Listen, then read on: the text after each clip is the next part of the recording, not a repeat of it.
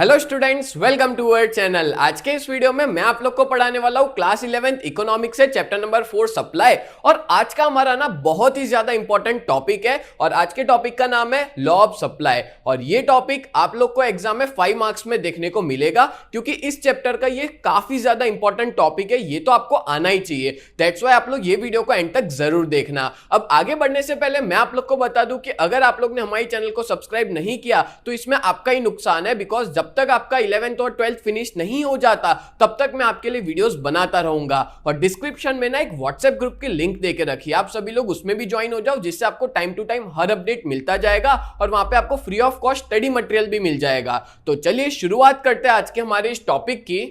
सबसे पहले हम लोग देखते हैं कि लॉ ऑफ सप्लाई होता क्या है। तो देखो, आप लोग को पता ही है, आपने ने लेक्चर नंबर 3 में पढ़ा था कि सप्लाई को ना बेसिकली दो फैक्टर अफेक्ट करते हैं। एक होती है प्राइस और दूसरा होता है अदर फैक्टर्स। ठीक है, तो मैं यहां पे लिख लेता हूं प्राइस और दूसरा होता है अदर फैक्टर्स। तो ये लॉ के हिसाब से जो प्राइस होती है ना वो कैसी रहेगी, वो होगी चेंज और अदर फैक्टर्स रहेंगे कांस्टेंट। ये चीज आप याद रखना। आपको ना मैं बहुत इजी तरीके से कॉन्सेप्ट्स को समझाता हूं, ठीक है, कुछ शॉर्ट ट्रिक्स भी बताता हूं जिससे आपको अच्छे से याद रह जाए। तो लॉ ऑफ सप्लाई में क्या होता है कि प्राइस जो होती है ना वो चेंज होती है और अदर फैक्टर्स क्या रहेंगे, कांस्टेंट रहेंगे। चलो अब मैं आपको समझाता हूं तो क्लियर हो जाएगा। When all other factors affecting supply, मतलब ये जितने भी अदर फैक्टर्स हैं जो सप्लाई को अफेक्ट करते हैं, जिसमें आपको याद होगा क्या क्या आता है, जैसे स्टेट ऑफ टेक्नोलॉजी आता है, फ्यूचर एक्सपेक्टेशन रिगार्डिंग प्राइस आ गया, या तो फिर कॉस्ट ऑफ प्रोडक्शन आ गया। ये सारे के सारे अदर फैक्टर्स हैं जो कैसे रहेंगे, are assume to be constant. मतलब ये सारे फैक्टर्स रहेंगे कांस्टेंट और चेंज होगा तो सिर्फ किस में चेंज होगा,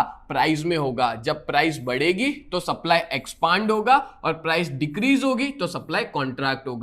चलो शॉर्ट में बताता हूं, जब प्राइस बढ़ती है तो प्राइस की वजह से अगर सप्लाई बढ़ता है, ठीक है, प्राइस बढ़ने पे सप्लाई बढ़ता है। अब सप्लाई क्यों बढ़ता है प्राइस बढ़ने पे, एक सिंपल लॉजिक बताता हूं। जैसे मान लो कोई सेलर है, ठीक है, जिसने 20 रुपए केजी कोई जैसे मान लो ओनियन खरीदा है। यहां पे एक एग्जांपल भी मैं आपको दे देता हूं। जैसे एक सेलर है, ये है ए, उसने ना 20 रुपए केजी क्या खरीदा है, ओनियन खरीदा है। बहुत सारे क्वांटिटी में ओनियन यानी कि प्याज खरीदा है, ठीक है। अब मान लो कि मार्केट के अंदर प्राइस हो जाती है 40 रुपए प्रति केजी, ठीक है, कितने रुपीस, 40 रुपीस। तो यहाँ पे प्राइस बढ़ने पे उसका प्रॉफिट बढ़ेगा कि नहीं, यस और नो, हाँ उसका प्रॉफिट बढ़ेगा। तो प्राइस बढ़ने पे कोई भी सेलर का प्रॉफिट बढ़ता है और प्रॉफिट बढ़ने से वो अपने सप्लाई को क्या कर देता है, बढ़ा देता है। तो ये चीज आपको, ये लॉजिक जो है वो आपको समझ में आ जाना चाहिए, ठीक है। तो याद रखना, प्राइस बढ़ने पे सप्लाई बढ़ता है, ठीक है। अब मान लो कि ये प्राइस कम हो जाए, यानी कि 20 की जगह पे मान लो 22 रुपए हो जाए मार्केट में,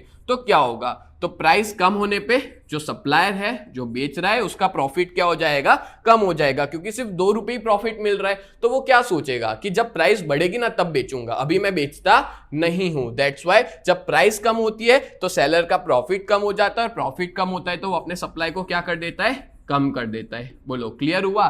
तो इन शॉर्ट, प्राइस बढ़ने से जो सप्लाई बढ़ता है तो उसको हम लोग क्या कहते हैं, एक्सपांशन ऑफ सप्लाई कहते हैं, या तो एक्सपांड कहेंगे, सप्लाई एक्सपांड, ठीक है। और अगर प्राइस कम होने से सप्लाई कम होता है तो उसको अपने क्या कहते हैं, कॉन्ट्रैक्शन। ये चीज आपको पता होनी चाहिए, ठीक है। तो यहाँ पे यही लिखा है कि price increases supply expands and as price decreases supply contracts. बोलो क्लियर हुआ, समझ में आया। And thus there is a positive relationship. यहाँ पे ना पॉजिटिव रिलेशनशिप बताई गई है। क्यों पॉजिटिव है, क्योंकि देखो प्राइस बढ़ रही है, सप्लाई कम हो रहा है और प्राइस कम होने पे सप्लाई भी कम हो जाता है, तो इसको ना पॉजिटिव रिलेशनशिप कहा जाता है। और पॉजिटिव रिलेशनशिप जो होती है ना, देखो आपको याद होगा अपने ने डिमांड वाला चैप्टर पढ़ा था, उस चैप्टर के अंदर अपने देखा था negative relationship between price and demand. क्योंकि प्राइस बढ़ती थी, डिमांड कम होती थी, तो अप डाउन हो रहा है तो ये नेगेटिव है, और दोनों सेम डायरेक्शन में हो तो उसको क्या कहा जाता है, पॉजिटिव रिलेशनशिप कहा जाता है। तो यहाँ पे दोनों सेम डायरेक्शन में, दैट्स व्हाई पॉजिटिव रिलेशनशिप है किसके बीच में, प्राइस और सप्लाई के बीच में। और इसी रिलेशनशिप को हम लोग क्या कहते हैं, लॉ ऑफ सप्लाई कहते हैं। बोलो क्लियर हो गया। तो एग्जाम में इनकेस मान लो 1 मार्क में भी आए, बहुत कम चांसेस है 1 मार्क में आने का, तो आप लोग ये लिख सकते हो, there is positive relationship between price and supply and this relationship is called law of supply. और एक्चुअली में ये लॉ है, ठीक है, कि अदर फैक्टर्स कांस्टेंट रहेंगे, प्राइस बढ़ेगी तो सप्लाई एक्सपांड होगा, प्राइस डिक्रीज होगी तो सप्लाई कॉन्ट्रैक्ट होगा। बोलो क्लियर हो गया? बहुत बढ़िया एग्जांपल से मैंने आपको समझाया है। अब अपने देखते हैं assumptions of law of supply.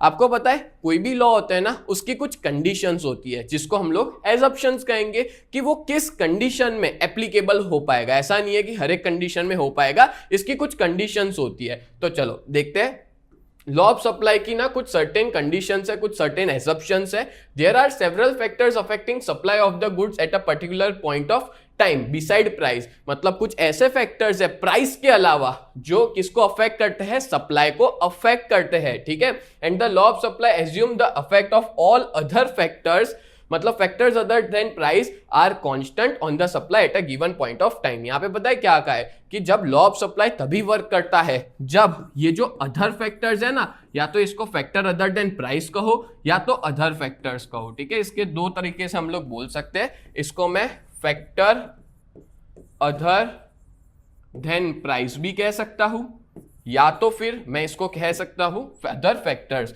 तो ये क्या रहेगा, ये रहेगा कांस्टेंट। ये है अपना एजम्पशन, ठीक है। ये कैसा रहेगा, कांस्टेंट, तभी जाके लॉ ऑफ सप्लाई एप्लीकेबल हो पाएगा, नहीं तो लॉ ऑफ सप्लाई वर्क नहीं करेगा। क्योंकि लॉ ऑफ सप्लाई क्या कहता है कि सिर्फ और सिर्फ बदलाव किस में आना चाहिए, प्राइस में आना चाहिए, और जितने भी अदर फैक्टर है या फैक्टर अदर देन प्राइस है वो कैसे रहेंगे, कांस्टेंट रहेंगे। यहां पे मैंने जो चीज बताई ना कि सिर्फ बदलाव किस में होगा, प्राइस में, अदर फैक्टर कांस्टेंट रहेंगे, तो वही एजम्पशंस है। और ये कौन से अदर फैक्टर्स है वो बता देता हूं। तो एजम्पशंस के अंदर आपको 5 पॉइंट लिखने होंगे, ठीक है। पहला पॉइंट क्या देके रखा है, price of factor of production remains constant. मतलब जो भी फैक्टर ऑफ प्रोडक्शन की प्राइस है वो कैसी रहेगी, कांस्टेंट। यहां पे हम लोग कॉस्ट ऑफ प्रोडक्शन भी कह सकते हैं, ठीक है।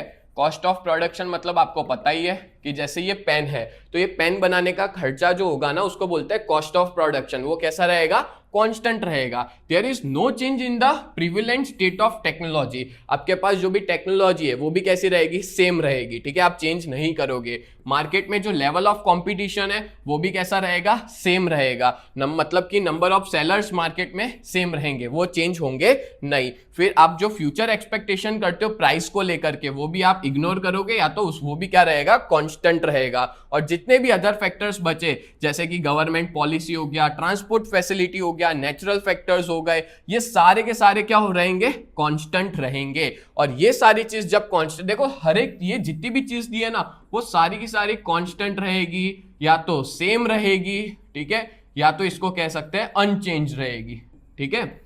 और ये जब सारी चीजें कांस्टेंट रहेगी और जब प्राइस में बदलाव होगा, और प्राइस बदलने से सप्लाई बदलता है ना, तो उसी को अपने क्या कहते हैं, लॉ ऑफ सप्लाई कहते हैं। बोलो क्लियर हुआ? तो एजम्पशंस मतलब होता है कंडीशंस। तो ये 5 कंडीशन फुलफिल होगी तब जाके लॉ ऑफ सप्लाई वर्क कर पाएगा। बोलो क्लियर हो गया? डन है। तो ये मैंने आपको एजम्पशन समझा दिए। चलो अब आगे बढ़ते हैं, बट आगे बढ़ने से पहले मैं आप लोग को बता दूं कि अगर आप लोग 11th कॉमर्स जीएसईबी में हो तो हमने आपके लिए बहुत ही बढ़िया बैच लॉन्च किया है, न्यू बैच। और इस बैच में हम लोग आपको 4 सब्जेक्ट्स पढ़ाएंगे, अकाउंट, स्टैट्स, इकोनॉमिक्स और ओसीएम। और इस बैच की प्राइस बहुत ही ज्यादा रिजनेबल है, 2999, जहां पे लाइव लेक्चर्स पढ़ाए जाते हैं Monday to Saturday, as well as आपको रिकॉर्डेड वीडियोस भी मिलेंगे, handwritten notes, regular test, 24 by doubt solution भी प्रोवाइड किया जाएगा। और हमारी बहुत ही बढ़िया टीम है। मैं आपको इकोनॉमिक्स और ओसीएम पढ़ाऊंगा, कल्पेश सर आपको अकाउंट्स पढ़ाएंगे, हिमल सर आपको स्टैटिस्टिक्स पढ़ाएंगे। और अगर आप लोग और ज्यादा डिटेल्स चाहते हो तो आप लोग हमारी वेबसाइट पे विजिट कर सकते हो, www.ugt.co.in हमारी वेबसाइट है, आप जाकर के विजिट कर सकते हो।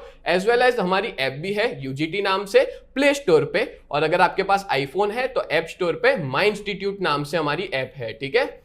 डन। और अगर आप हमारा कांटेक्ट करना चाहते हो तो ये नंबर है 7220122221। सच बता रहा हूं, बहुत बढ़िया बैच है, आपके बहुत अच्छे मार्क्स आएंगे अगर आप इस बैच में ज्वाइन हो जाते हो तो, ठीक है। तो जल्द से जल्द ज्वाइन हो जाओ। चलिए आगे बढ़ते हैं। अब नेक्स्ट क्या देके रखा है, अब हम लोग देखते हैं schedule, diagram and explanation of supply. तो देखो सबसे पहले स्केड्यूल क्या होता है, तो मीनिंग आपको बता देता हूं कि एक ऐसा स्केड्यूल, इसको ना स्केड्यूल कहा जाता है, एक ऐसा स्केड्यूल जहां पे सेलर की विलिंगनेस बताई जाती हो। मतलब कि कोई भी सेलर क्या कितने भाव पे बेचने को तैयार है। ठीक है, मतलब कि देखो प्राइस बदलती रहती है मार्केट में, तो जब प्राइस बदलती है तो वो सेलर कैसे अपने सप्लाई को बदलता है, और इसी स्केड्यूल को हम लोग क्या कहते हैं, सप्लाई स्केड्यूल कहते हैं। जैसे देखो एग्जांपल देता हूं, ये एक टेबल देके रखा हुआ है और ये जो है वो एक हाइपोथेटिकल एग्जांपल है, रियल एग्जांपल नहीं है। और ये एग्जांपल के अंदर ना सेलर की विलिंगनेस शो हो रही है और ये बताता है कि कौन सी प्राइस पे वो जो सेलर है वो कितना बेचने को तैयार है।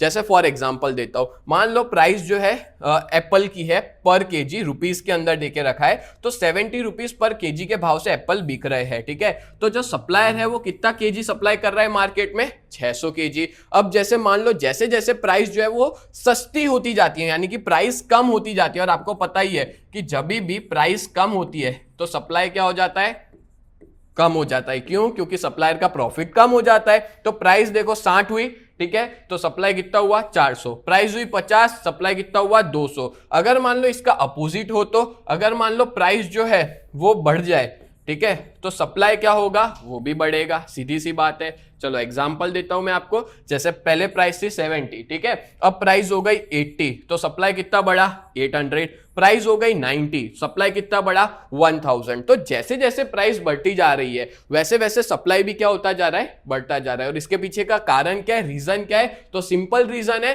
प्रॉफिट बढ़ता है तो सप्लाई बढ़ता है, और जब प्रॉफिट कम हो जाता है तो सप्लाई भी क्या हो जाता है, कम हो जाता है। ठीक है, क्लियर हुआ? तो ये मैंने आपको क्या बताया, ये मैंने आपको टेबल बताया, और इसी टेबल को ना हम लोग क्या कहते हैं, सप्लाई स्केड्यूल कहते हैं, क्योंकि इस स्केड्यूल के अंदर सेलर की विलिंगनेस बताई है कि भाव बढ़ने और कम होने पे कैसे सेलर जो है वो अपने सप्लाई को बढ़ा रहा है और कम कर रहा है। बोलो क्लियर है ना? ठीक है, चलो अब मैं आपको आगे कुछ डायग्राम बनाना सिखाता हूं कि कैसे आपको डायग्राम बनाना है। ठीक है, देखो सबसे पहले आप लोग अपनी नोटबुक में दो एक्सिस प्रिपेयर कर लेना, एक एक्स एक्सिस और एक वाई एक्सिस, और याद रखना हमेशा डायग्राम ना पेंसिल से ही बनाया जाता है। ठीक है, अब देखो एक्स एक्सिस पे हम लोग लिखेंगे सप्लाई ऑफ एप्पल्स, और सप्लाई किस में होगा, केजी के अंदर होगा। ठीक है, और यहां पे लिखते हैं वाई एक्सिस पे प्राइस इन रुपीस। चलो अब मैं सारे पॉइंट्स को लिख लेता हूं। जैसे प्राइस ना 50, 60, 70, 80, 90 है, तो मैं यहां पे शुरुआत करूंगा 10 से।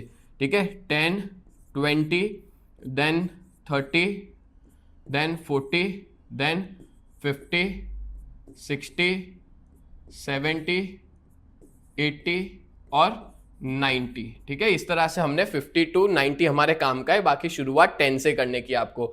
फिर बात करें तो सप्लाई कितना है, 200, 400, 600, 800 और 1000, तो वो हम लोग यहाँ पे लिख लेते हैं 200, देन 400, देन 600, देन 800, देन 1000। तो इस तरह से मैंने सारे पॉइंट्स लिख लिए। अब आपको पॉइंट्स प्लॉट करने हैं, और एक और चीज याद रखना, इन सबके बीच में ना इक्वल गैप होना चाहिए। ठीक है, 0 से 10, 10 से 20 या 0 से 200, इन सबके बीच में इक्वल गैप होना चाहिए। यहाँ पे मैं स्केल का यूज नहीं कर रहा, आप लोग स्केल का यूज करके 1 सेमी या आधा सेमी या 2 सेमी है उस तरह से इक्वल गैप छोड़ना। ठीक है, चलो अब शुरुआत करते हैं। सबसे पहले क्या है, 50 पे 200, तो 50 पे 200 हम लोग यहाँ पे पॉइंट को प्लॉट करेंगे। ठीक है, 50 पे 200 मेरे हिसाब से ना ये सबसे इजी पार्ट है पूरे डायग्राम का। फिर है 60 से 400, मतलब 60 पे कितना है 400, तो वो पॉइंट आएगा यहाँ पे। देन 70 पे 600, तो 70 पे 600। ठीक है, फिर 80 पे 800, देन 80 पे 800। देखो थोड़ा आगे पीछे हो सकता है बिकॉज यहां पे मैं स्केल से नहीं कर रहा। 90 पे 1000। ठीक है, अब देखो इन सबको अपने आपस में कनेक्ट करेंगे। मैं यहां पे अलग कलर यूज कर लेता हूं, व्हाइट कलर।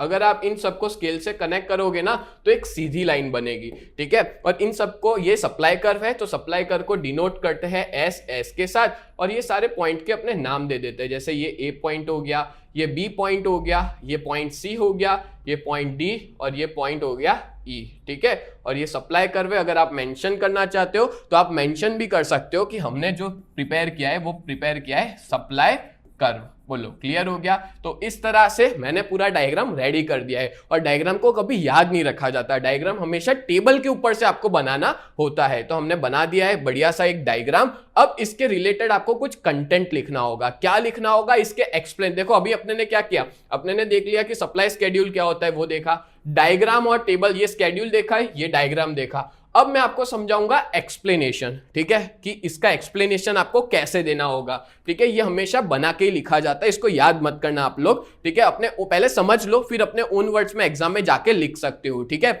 चलो समझाता हूं मैं आपको। इन द अबाउट डायग्राम, अभी अपने ने जो डायग्राम बनाया उसमें अपने ने प्राइस जो है एप्पल्स की वो कौन से एक्सिस पे प्रेजेंट की थी, वाई एक्सिस पे। चलो दिखा देता हूं मैं आपको, प्राइस कौन से एक्सिस पे है, वाई एक्सिस पे, और सप्लाई कौन से एक्सिस पे है, एक्स एक्सिस पे, ठीक है। ये देखो सप्लाई अपने ने एक्स एक्सिस पे प्रेजेंट किया हुआ है। देन बात करें plotting the graph of about table given points A, B, C, D, E which shows the various price supply combination। सीधी सी बात है, हमने सारे पॉइंट्स को प्लॉट किया, तब हमको टोटल 5 पॉइंट मिले, A, B, C, D और E। और ये जो पांचों पॉइंट है ना, वो क्या बताते हैं, अलग अलग प्राइस पे कितना सप्लाई है, और जिसको बोला जाता है प्राइस और सप्लाई कॉम्बिनेशन, ठीक है। व्हेन प्राइस इज ₹50, जब प्राइस जो है वो कितना था, 50 था, ठीक है। यहां पे देख सकते हैं प्राइस 50 था, उस टाइम पे सप्लाई कितना था, 200 kg। प्राइस 50, सप्लाई कितना है, 200 kg। When price rises to 60, supply extends to 400, and when price still further rises to 70, supply extend to 600। मतलब कि जैसे जैसे प्राइस बढ़ रहा है, ठीक है, जैसे जैसे प्राइस बढ़ रहा है 50, 60, 70, वैसे वैसे सप्लाई भी क्या हो रहा है, बढ़ रहा है। यहां पे भी आप देख सकते हो कि प्राइस जैसे जैसे बढ़ता जा रहा है, वैसे वैसे अपना सप्लाई भी क्या होता जा रहा है, बढ़ता जा रहा है, ठीक है। इस तरह से देखो, प्राइस बढ़ रहा है, सप्लाई भी बढ़ रहा है, ठीक है। चलो आगे क्या दिया है, the curve SS is called supply curve and it has positive slope। ये भी याद रखना आप लोग कि ये जो स्लोप है उसको पॉजिटिव स्लोप कहा जाता है, और ये जो SS है ना, उसको क्या कहेंगे, सप्लाई कर्व कहेंगे। इसका स्लोप क्यों पॉजिटिव है, बिकॉज ये नीचे से ऊपर की तरफ जा रहा है। आप देख सकते हो ये नीचे से ऊपर की तरफ जा रहा है। लास्ट चैप्टर जो पढ़ा था डिमांड वाला, उसमें डिमांड कर्व ऊपर से नीचे जा रहा था, ठीक है, इसलिए उसका नेगेटिव स्लोप था, और सप्लाई कर्व का स्लोप कैसा होता है, पॉजिटिव स्लोप होता है। बोलो क्लियर। तो ये कुछ पॉइंट्स है जो आपको एग्जाम में लिखने होते हैं, ठीक है। ये 5 मार्क यहाँ पे मिल सकते हैं, बट अगर आप थोड़ा और ज्यादा कंटेंट लिखना चाहते हो तो ये भी ऐड कर सकते हो इसके अंदर, कि यहाँ पे क्यों पॉजिटिव रिलेशनशिप है प्राइस और सप्लाई के बीच में। इसके पीछे 2 कारण है, 2 रीजंस है। कौन से 2 रीजंस है वो बता देता हूं। तो देखो यहाँ पे जो सेलर है ना, वो क्या चाहता है, सेलर का ऑब्जेक्टिव क्या होता है। सबसे पहले अगर मान लो आप कोई गुड्स को बेच रहे हो, ठीक है, तो आप क्या सोच के बेचोगे, आपको सबसे ज्यादा प्रॉफिट मिले, है ना। मैं भी बेच रहा हूं तो मैं भी क्या सोचूंगा कि मेरे को ज्यादा से ज्यादा प्रॉफिट मिले, मतलब हम क्या कहेंगे उसको, प्रॉफिट मैक्सिमाइजेशन। और जब प्राइस बढ़ती है, जब कोई भी चीज की प्राइस बढ़ती है, ठीक है, तो सेलर को क्या दिख रहा है, पॉसिबिलिटी दिखती है कि उसका प्रॉफिट भी क्या होगा, बढ़ेगा, and thus they supply more at higher price. और जिसकी वजह से जब प्राइस हायर होती है तो सप्लाई क्या होता है, बढ़ता है। बोलो क्लियर। इसलिए इसको पॉजिटिव रिलेशनशिप कहा जाता है प्राइस और सप्लाई के बीच में। ये मैंने आपको पहला रीजन बताया। दूसरा रीजन समझाता हूं, व्हेन प्राइस राइजेस, अगर मान लो वापस जब प्राइस बढ़ती है, ठीक है, तो उस टाइम पे जो प्रोड्यूसर अभी तक नहीं बेच रहे थे मार्केट में, मतलब उनके पास स्टॉक तो पड़ा था पर वो अभी तक मार्केट में बेच नहीं रहे थे अपने स्टॉक को, ठीक है, क्योंकि पहले क्या था, भाव कम था, बट जैसे ही भाव बढ़ा वो लोग भी क्या करते हैं, सप्लाई करना स्टार्ट कर देते हैं। मतलब कि उनके पास जो भी स्टॉक पड़ा होता है ना, उसको क्लियर कर देते हैं, सारे स्टॉक को बेचना शुरू कर देते हैं। इसके पीछे का रीजन क्या है, प्राइस बढ़ी है। तो 2 चीज है, पहला प्रॉफिट मैक्सिमाइजेशन, जब प्रॉफिट बढ़ता है तो जो सेलर है उसको पॉसिबिलिटी दिखती है प्रॉफिट की, हायर प्राइस पे वो ज्यादा सप्लाई करता है। और दूसरे पॉइंट में क्या दिया है कि ऐसे प्रोड्यूसर, ऐसे सप्लायर्स जो अभी तक नहीं बेच रहे थे कम भाव पे, जो अपना स्टॉक बना के बैठे थे, वो लोग भी क्या करेंगे, बेचना शुरू कर देंगे। क्यों, क्योंकि मार्केट में भाव बढ़ा है और उनका प्रॉफिट बढ़ेगा तो सप्लाई भी क्या करेंगे, बढ़ा देंगे। बोलो क्लियर। तो इस तरह से 5 मार्क का आपका पूरा क्वेश्चन क्लियर होता है, लॉ ऑफ सप्लाई, जो कि बहुत ही ज्यादा इंपॉर्टेंट क्वेश्चन है। तो उम्मीद करता हूं आपको ये पूरा वीडियो बहुत अच्छे से समझ में आया होगा। तो ऐसे ही वीडियोस देखने के लिए आप लोग हमारे चैनल को सब्सक्राइब करें। तो मिलते हैं नेक्स्ट वीडियो में, तब तक के लिए bye and thank you so much.